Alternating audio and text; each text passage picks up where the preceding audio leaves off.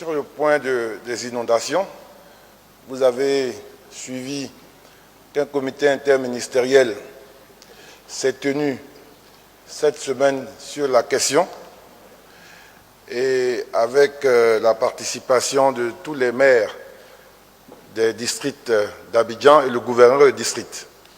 Nous avons arrêté des mesures qui touchent encore à la sensibilisation des populations et également à mettre en œuvre le plan de secours d'urgence.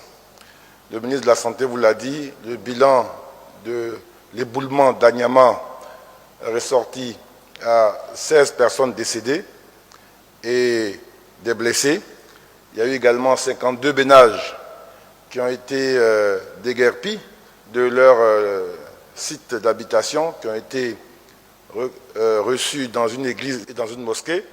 Et la ministre de la Solidarité a hier fait une communication en Conseil des ministres et a obtenu du président de la République une aide exceptionnelle de 102 millions de francs CFA pour aider à la réinsertion sociale et communautaire de ces populations. Donc c'est une question que nous suivons. C'est vrai que cette année, il y a 4 fois plus de pluie que les années antérieures. Ce que je peux dire, c'est que beaucoup d'investissements ont été faits pour l'assainissement. Mais évidemment, on ne peut pas tout traiter en une fois. Nous avons encore le problème des quartiers précaires qui souvent, à la périphérie d'Abidjan, se créent dans des ravins.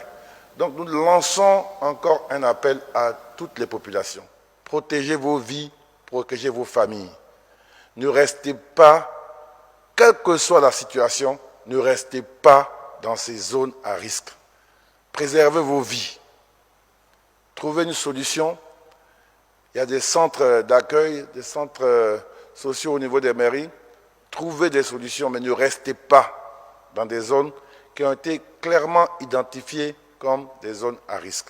Et le Conseil également a dégagé des moyens pour anticiper des situations telles que celle qui est intervenue à Niamey afin que les populations soient rapidement secourues. Je vais faire donc la synthèse de la conférence de presse et donner les conclusions du président de la République à l'occasion de ce CNS. Le premier point, c'est sur les questions sécuritaires. Vous avez vu la réponse des généraux. La Côte d'Ivoire aspire à vivre en paix. À vivre en paix à l'intérieur de ses frontières et avec tous les pays qui nous entourent.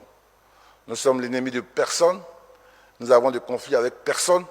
Ce que nous disons, laissez la Côte d'Ivoire en paix. Nous donnons les moyens de réagir à chaque fois que nous sommes agressés. Et je veux rassurer les Ivoiriens.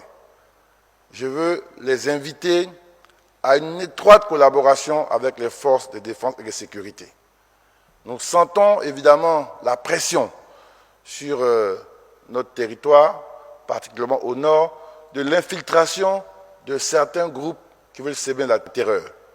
Le président a donné des instructions et les grands commandements travaillent aujourd'hui à la mise en place d'une zone d'opération, de commandement unique au nord, qui va être renforcée, qui aura des moyens adéquats. Et nous avons travaillé au redéploiement de notre gendarmerie, de notre police et de l'armée. Et aujourd'hui, il y a un niveau de présence de nos forces qui fait que personne ne peut venir en territoire ivoirien et s'incruster durablement. Parce que nous avons la capacité de réaction. Et nous n'allons pas laisser notre territoire se désorganiser par tous ceux qui sèment la terreur. Les enquêtes se poursuivent pour voir tous les complices. Comme je l'ai dit, aujourd'hui, on voit bien qu'il y a des gens qui ont aidé ces terroristes. Les enquêtes permettront de savoir exactement avec qui ils étaient en contact, avec qui ils étaient en lien, avec qui ils parlaient. Parce que, comme vous savez, ces personnes vivent dans un système fermé. On ne peut pas dire qu'on fréquente un terroriste et on ne sait pas ce qu'il fait. Donc, les enquêtes se poursuivent. Je veux rassurer les populations. Nous suivrons cela de très près et nous sommes très confiants en notre capacité à rétablir l'ordre et maintenir la paix durablement sur notre territoire.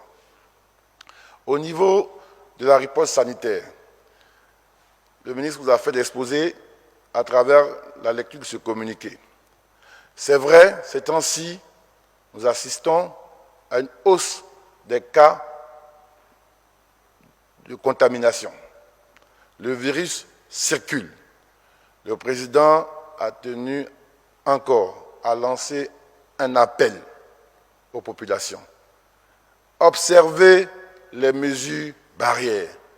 Tous les pays qui s'en sortent bien de ce point de vue-là sont les pays qui ont un très haut niveau d'application des mesures barrières. Portez un masque.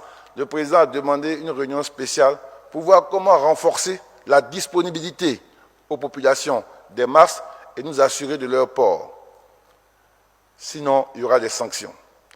Également, le président a donné des instructions pour que des moyens soient dégagés pour améliorer le temps de dépistage, de sorte qu'en maximum 24-48 heures, les personnes qui sont contaminées soient informées.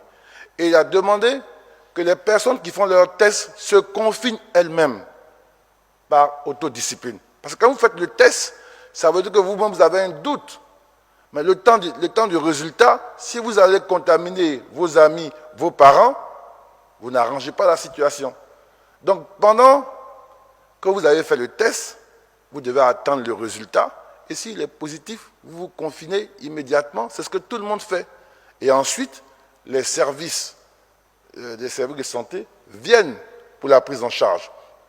Le président a instruit l'Institut Pasteur de se donner les moyens pour la fabrication de réactifs ici en Côte d'Ivoire et également des médicaments. Donc, globalement, la réponse du gouvernement fonctionne. Les pics correspondent à peu près aux prévisions du comité scientifique. Le comité scientifique, déjà au début de la pandémie, avait fait une projection à fin mai. À fin mai, ils avaient une estimation qu'on serait à peu près à 8000 cas, dont 1600 cas graves et 300 décès. Mais aujourd'hui, au 25 juin, à peu près 7000 cas, donc la prévision était bonne.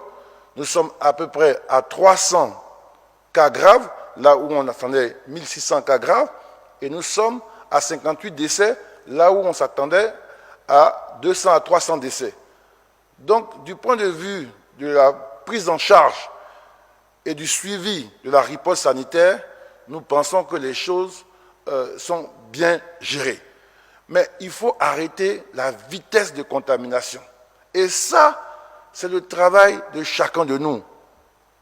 Et le président, je peux vous le dire, a dit au comité qu'il allait observer les tendances cette semaine. Il allait observer les comportements des uns et des autres cette semaine. Parce qu'on voit trop de gens sans masque dans la rue, on voit trop de gens se regrouper sans que cela soit utile. Et donc, si les pics, les cas continuent à grimper, on n'aura pas le choix, le président n'aura pas le choix, à partir du 15, de revenir à des mesures de restriction telles le couvre-feu.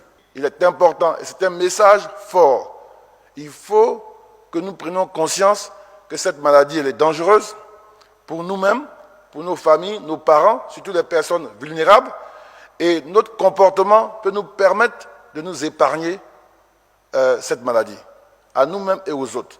Donc on veut lancer un appel à la prise de conscience. Au vu des cas, c'est vrai, le président veille à maintenir l'outil économique du pays, à maintenir la libre circulation des personnes et des biens, mais il faut qu'on sente que les populations elles-mêmes s'approprient cette autodiscipline.